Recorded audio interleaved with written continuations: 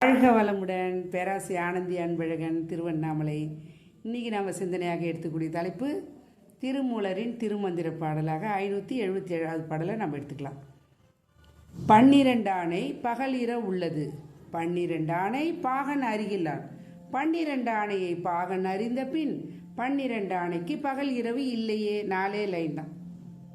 ஒரு யானை வந்தாவே அதிர்ஷ்டம், கம்பீரம், மதிப்பு, சொல்ல முடியாது அழகு.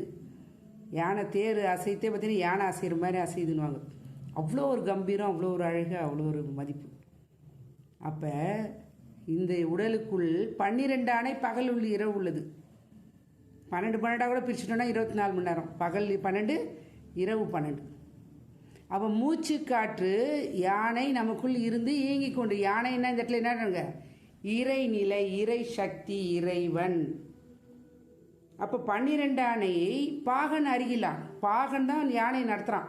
அவனே நினச்சிக்கிறான் யானை நாம் தான் நடத்துகிறோம் அப்படின்னு. அதுவல்ல இங்கு பொருள். இதுக்கு ஒரு உதாரணம் சொன்னால், உண்மையை சொல்லணுன்னா ஸ்ரீ ரமணர் என்ன சொன்னாருங்க, இந்த குடிசைக்குள்ளே யானை புகுந்துக்குச்சுப்பா அப்படின்னு வரோம். அப்போ யானைனா இந்த இடத்துல என்ன அர்த்தம்? உயிர் சக்தி. உயிர் சக்தி ஒவ்வொரு நொடியும், ஒவ்வொரு நிமிஷமும், ஒவ்வொரு செகண்டும் நமக்குள்ளே இருந்து இயங்கி கொண்டு இருக்கிறது. அப்போ ஒரு யானை புகுந்துட்டாவே அந்த குடிசைக்குள்ளே நினச்சி பாருங்கள், ஒரு யானை புகுந்துனா என்ன நடக்கணும்? அப்போ இதுக்கு உடலுக்குள்ளே வாழ்க இறை சக்தி இருந்து இயங்கி கொண்டு இருக்கிறது. ஆனால் பாக என்ன நினைக்கிறான், நான் தான் நடத்துகிறேன், நான் தான் யாருங்க இந்த உடல், நான் தான் நடத்துகிறேன் அப்படின்னு அறிவில்லாத நான் சொல்லிகிட்டு இருக்கேன், நான் தான் இந்த உடலை நடத்துகிறேன். எதுங்க ஒரு பிடி சாப்பாடு சாப்பிட்றோம், அது எப்படி நம்ம உடம்புல ரத்தமாக, ரசமாக, தசையாக, கொழுப்பாக, எலும்பாக, மஜ்ஜையாக, சுக்கிலம், சுரோனிதமாக எப்படி இதெல்லாம் மாற்றம் வருது? இதெல்லாம் இறை சக்தி நடக்குது. இதை நினைச்சாவே போதும், நம்ம இறைவனை உணர்ந்து கொள்ளலாம். இறைவனுக்கு அருகிலே தான் நம்ம இருக்கிறோம். ஒரே ஒரு லைன் தான். அந்த கோடை அழிச்சிட்டோன்னா இறைவனை நாமும் ஒன்று தான்.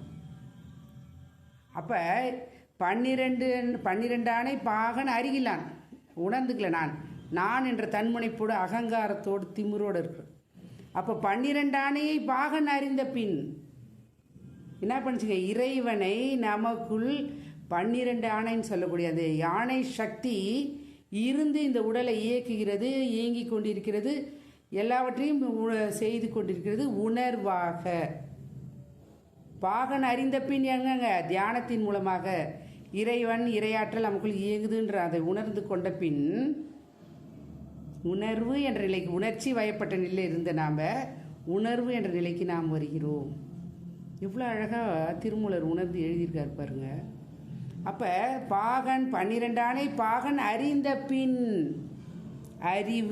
அறிவுக்கு திருவுக்கோயில் கட்டினது அருள் தந்தை வேதாத்திரி மகரிஷி அவர்கள். உலகம் பூராவுமே 12 ஆணைக்கு பகல் இரவு இல்லையே.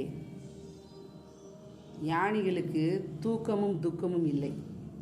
தூக்கமும் கிடையாது, துக்கமும் கிடையாது. சராசரி மனிதனுக்கு தான் தூக்கம், துக்கம் எல்லாமே இருக்குது. அப்போ எந்த நேரத்தில் வேணாலும் அவங்க தவம் செய்வாங்க, எந்த நேரத்தில் வேணாலும் ஞான நிலையை அடைவார்கள். ஏன்னா அந்த யானை சக்தி இறைநிலையை உணர்வதற்காக தான். அப்போ நாம் எடுத்த மனித பிறவி இறை சக்தியை உணர்ந்து கொள்ள வேண்டும். இறையாற்றல் நமக்குள் இருந்து இயங்குகின்றது என்பதை உணர்ந்து கொண்டாலே நாம் இறைவனை அறியலாம், இறைவனை தொடலாம், இறைவனோடு ஒன்றி கலந்து இருக்கிறோம், அதை உணர்ந்து கொள்ளப் போகிறோம். அவ்வளோதான். அந்த நிலையில் இறை சக்தி உணர்ந்த திருமூலர் எழுதியிருக்காரு. அவரோட பாடலை நம்ம உணர்ந்துக்கணும் அப்படின்னா, ஏதாவது விதத்தில் இன்பத் துன்பத்தை கடந்து அமைதி என்ற நிலையில் நீங்கள் சென்றாலே போதும். மனவளக்கலையில் எல்லாத்துக்கும் பயிற்சி தராங்க, உலகம் பூராவுமே இருக்குது. அப்போ அந்த பயிற்சியை எடுத்துக்கொள்வோம், பலன் பெறுவோம், நாமும் நன்றாக இருப்போம், நம் குடும்பமும் சமுதாயமும் சிறப்பாக வாழ்வோம் என்று சொல்லி இந்த அற்புதமான வாய்ப்பை அளித்த இறைநிலைக்கும் குருவர்களுக்கும் இதுகாலம் செவிமெடுத்த அனைத்து நல் அன்பு உள்ளங்களுக்கும் நன்றி நன்றி நன்றி. மீண்டும் ஒரு கவிதையோடு சந்திப்போம், சிந்திப்போம். வாழ்க வளமுடன்.